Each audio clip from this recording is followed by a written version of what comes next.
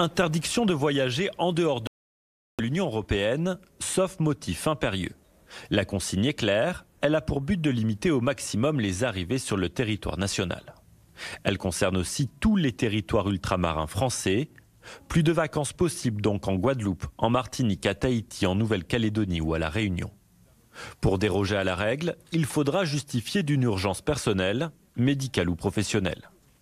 Les voyages au sein de l'Union européenne, eux, restent possibles, mais pour entrer en France, chaque individu devra obligatoirement présenter un test PCR négatif de moins de 72 heures. Des contrôles aléatoires seront déployés dans les gares et les principaux points de passage. Cette mesure restrictive ne s'appliquera pas aux travailleurs frontaliers ni aux routiers. Selon ce commissaire de police, la multiplication des contrôles aux frontières se fera au détriment d'autres missions.